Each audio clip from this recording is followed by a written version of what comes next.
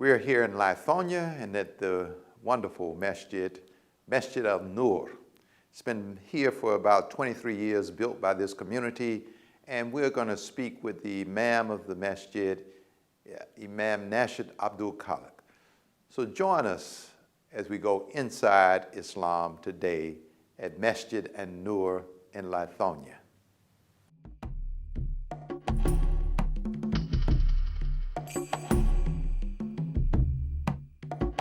I started, I guess, my existence in a place called Valdosta, Georgia. There's a small town in the south of Georgia.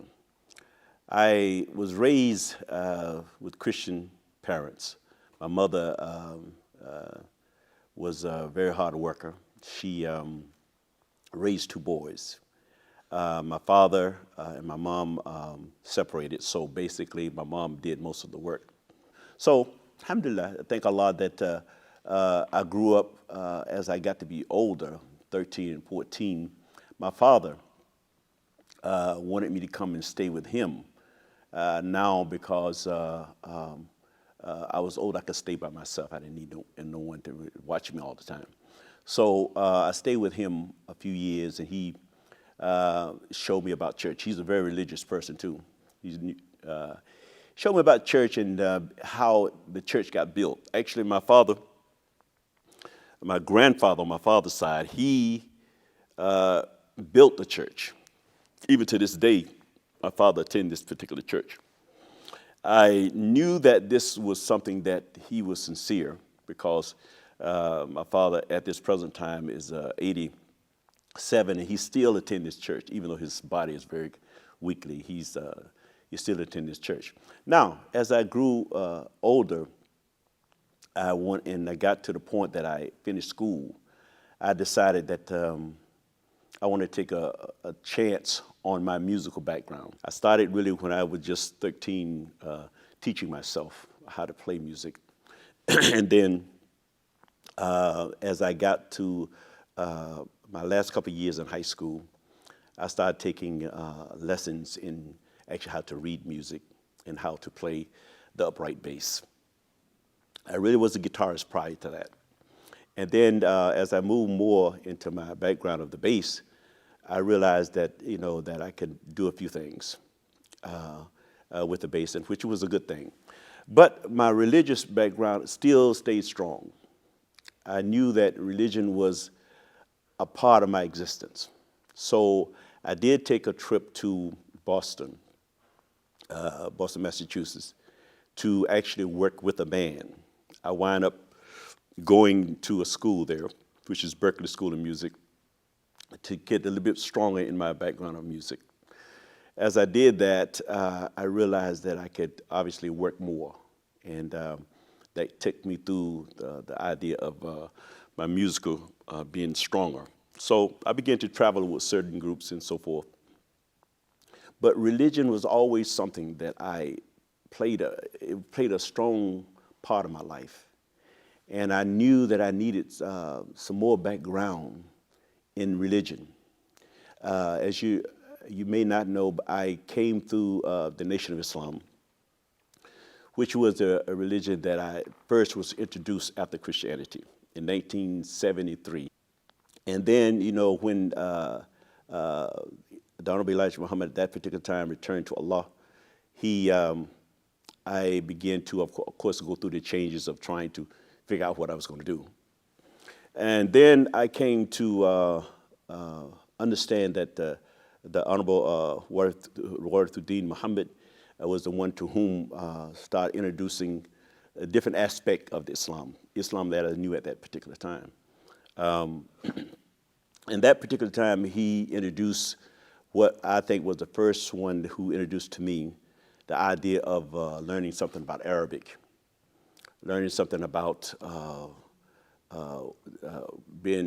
have the tawheed, what we call tawheed in Islam, which is the understanding of the one God, not associating partners with Allah, which is was completely different than what we came up to understand, and how to put our trust in Allah, how we need the Arabic language to grow as Muslim, true Muslim.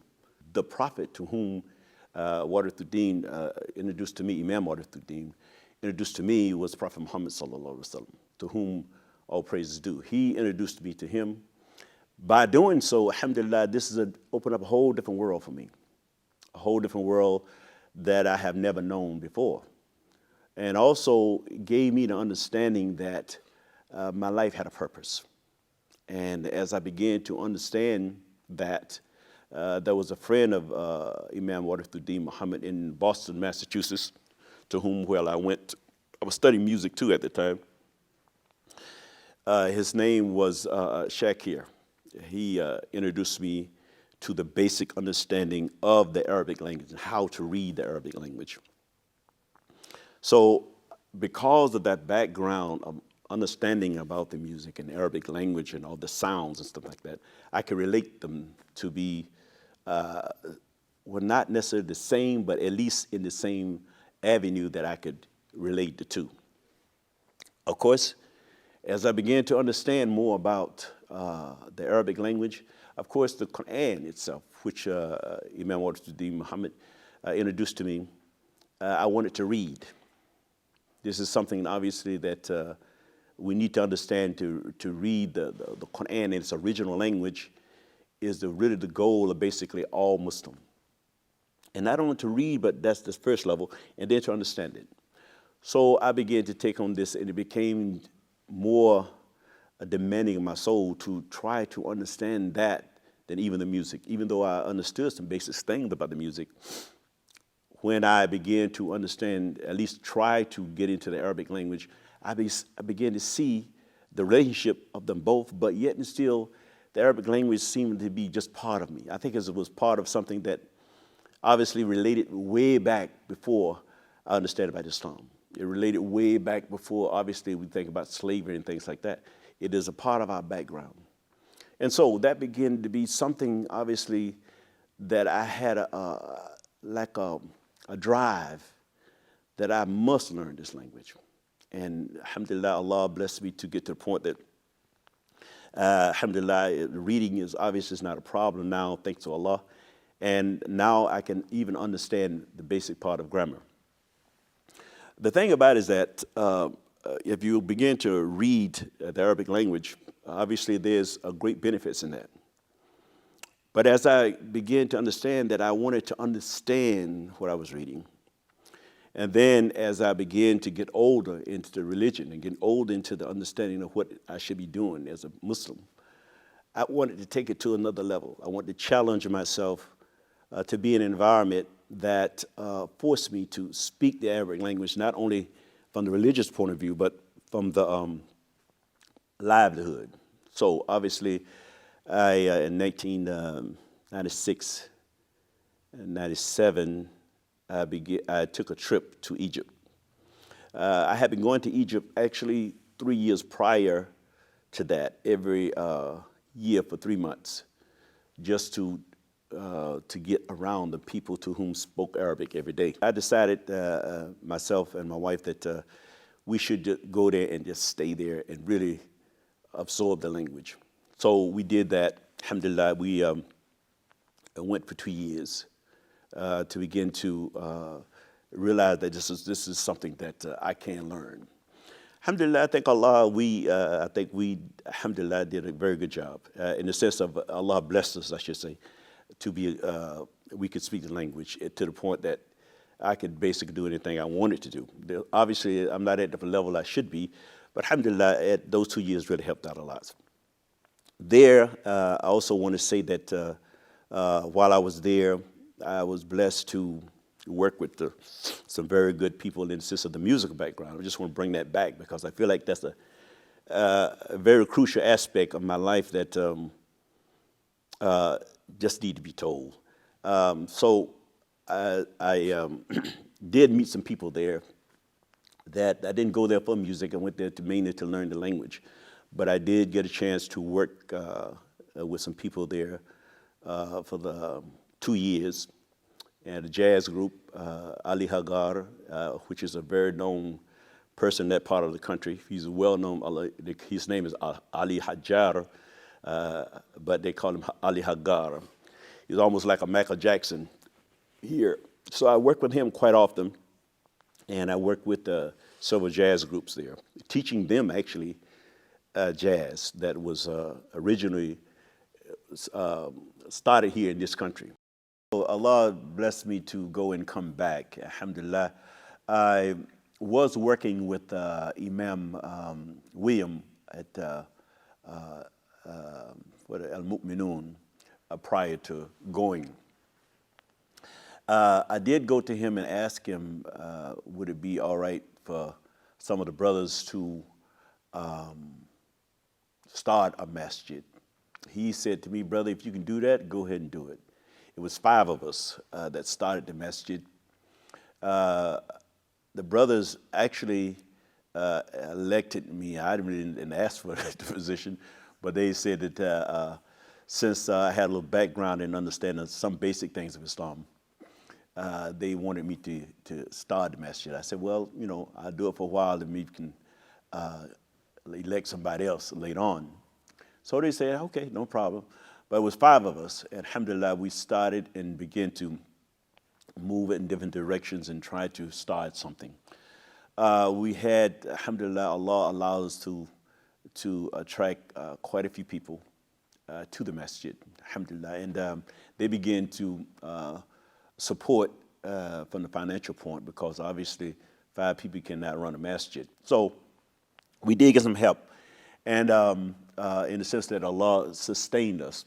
And even at this time, we had made the pact that no one would ever, from this masjid, get a salary. So the imams, no anyone ever take the dime from the masjid. So the masjid was able to receive sources, but there was no one taken from the masjid. This is what have sustained us, to be honest with you. Allah had blessed me with the talent to my musical background have been very good to me, and he blessed me with other things. But so I never had to receive anything from the masjid. No one had ever. So this is the policy that we have always had in the masjid. So many times, whatever came to the masjid sustained us. So we obviously it took a long time. The building is about 8,000 square feet. So you know, thanks to Allah. I'm not a person to really give you exact, but I know that the building been so far been very accommodating for everybody here, alhamdulillah. Now, we have certain goals, obviously, that the first goal, and I hope you don't mind me saying, I'm going to translate it, inna akramakum indallahi atqakum, which means the most honored with you is the one who is most closest to Allah. This is the goal of us, is that we don't have no big eyes and little U's here. So even though I'm the imam here, I look at everyone here as being the same. And that the one is most closest to Allah, that's the one that Allah loved the most. So even though I'm a leader, there are probably a lot of people in the audience is much better than me. But Allah have chosen me to do this job, and I'm going to try to do my best job. So that's because that's our goal. Hopefully, most of the people that come here, is to please Allah and realize that this life is obviously we're blessed to be in this life. We want good in this life and the next life, and to be saved from the torment of hellfire. But we realize that that's going to require sacrifice. Religion of Islam, as you know, is about sacrifice, and some of us can do more than others. But we're reminded each year during the Hajj, it's about sacrifice. Sacrifice, sacrifice. But the sacrifice, alhamdulillah, inshallah, we believe there will be a return date. And certainly we believe in this life and the next life. So for those who do believe in that, inshallah, believe that sacrifice is crucial, that Allah subhanahu wa ta'ala would never cheat us. then we have to realize that this is how Islam grows. And this is something that, as a community, we have to realize that.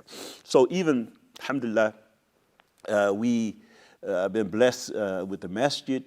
We realize that there's still goals. Allah says, if we finish one task, realize, turn all your attention to your Lord. This is very important. You finish one task, you continue to do something else good. So yes, we have got to this point in this masjid, but this is not the final goal.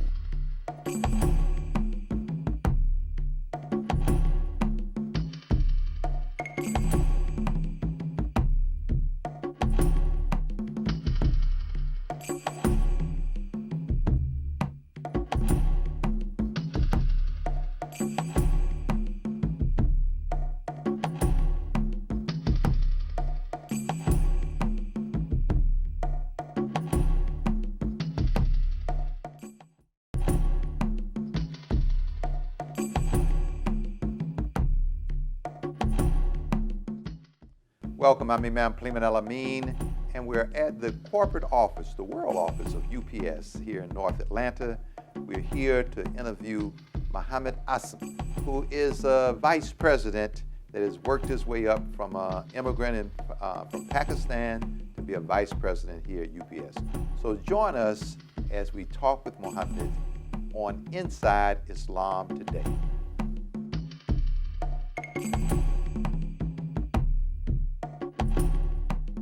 I was born in Lahore, Pakistan. My dad is a civil engineer. He's retired now. And he worked for an American company in Pakistan working on a large dam, Mangla Dam. And then from there, he moved to another large construction project, another dam, Terbela Dam. And at Terbela Dam, there was a joint venture of Italian, French, and German company.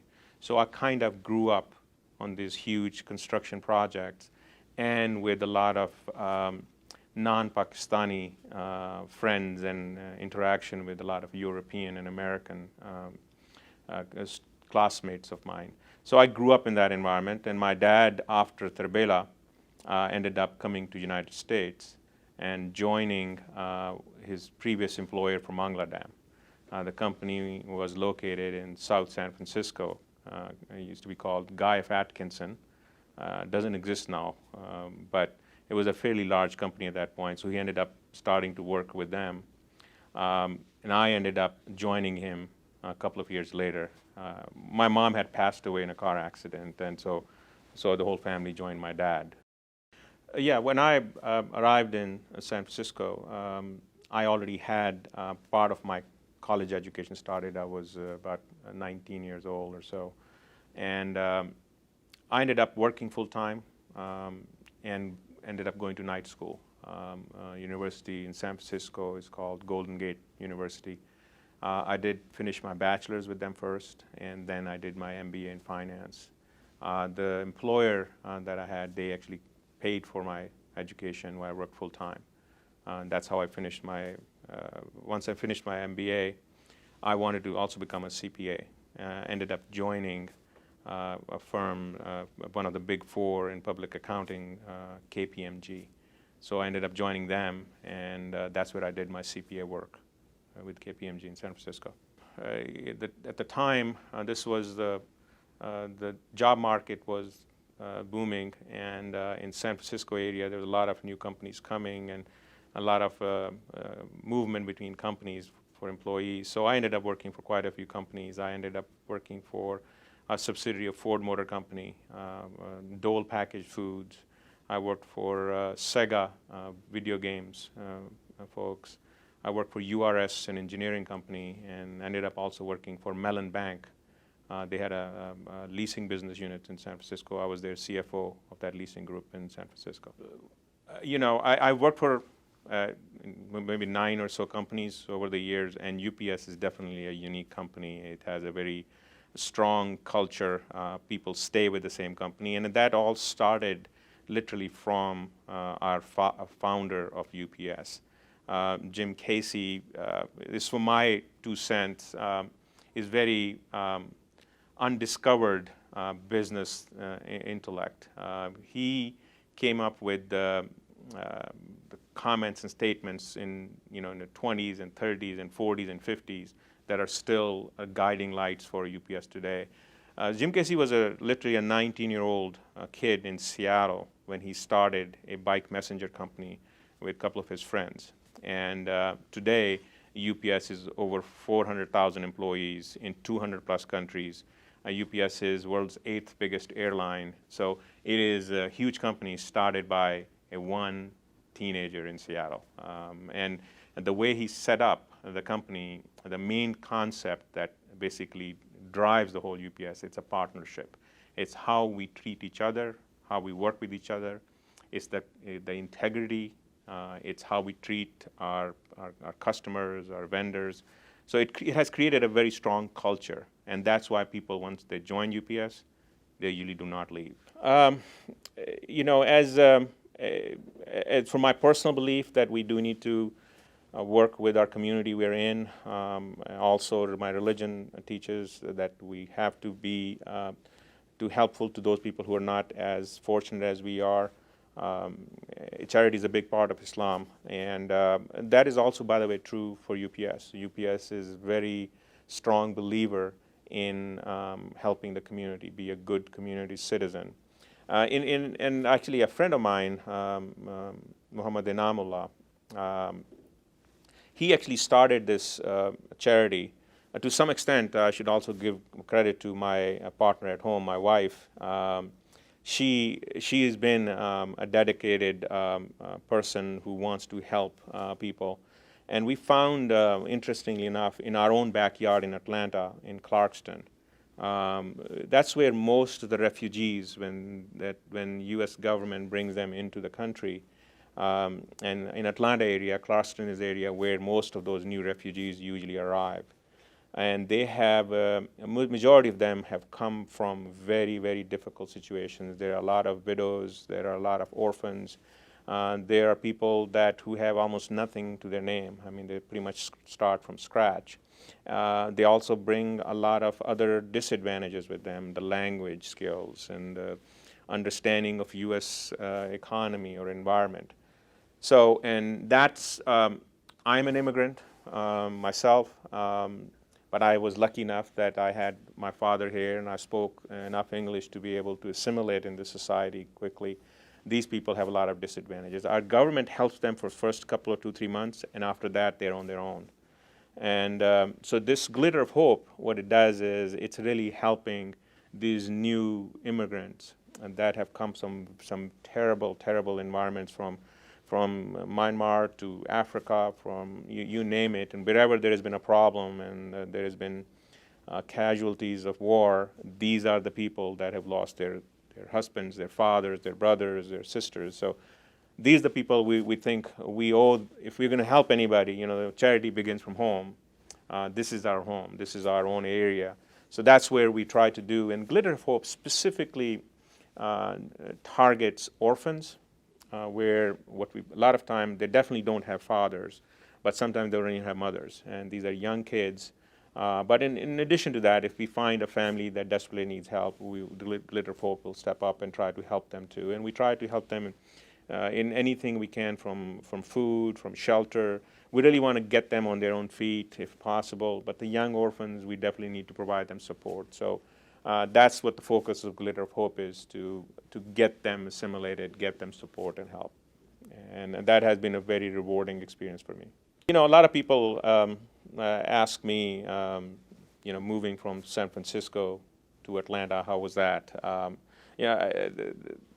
I traveled quite a bit even before I joined UPS. It was primarily US and Canada, so I'd been to a lot of places. And San Francisco is a great place to live. The weather-wise, the people-wise, there are very few places that compete with them in all those respects. So our expectations when we moved to Atlanta were not very high, and my family definitely was not looking at it very favorably, especially because they also had their friends and family there. But let me tell you, Atlanta is a fantastic place to live. I've traveled, as I was mentioning earlier, 30 plus countries around the world over the last 5 years working for UPS, and there are very few places on this planet I'd rather be. I mean, this is we have enough greenery. We live in a large city, but if you live especially in the areas around Atlanta, you have access to the large city. You have the environment of healthy, clean, green environment. Any universities, hospitals, whatever you name it, we've got it here. So I'm a big fan of Atlanta. I've really enjoyed our stay here. The definition of success for me is when I'm in a position to help myself, my family, and my community. And those are the three things that drives me. And I think in my mind, the success is. Like you can help others also.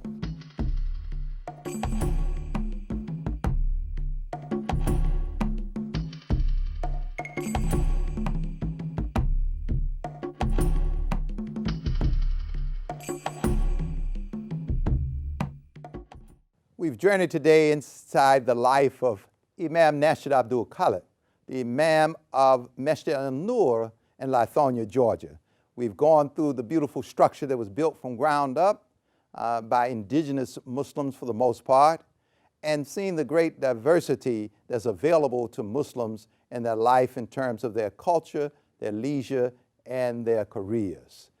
In doing that, we also visited with Muhammad Azam in his work at UPS, spreading his talents and his intellect as well as his spiritual nature to all those that he touches there. God says in the Qur'an, seek with all of your means the afterlife, but never neglect your share and your responsibility of this world. This has been Inside Islam Today. I'm Imam Plemon El-Amin. Join us the next time as we further our search and our discovery inside the Muslim community. Thank you, and God's peace be with you.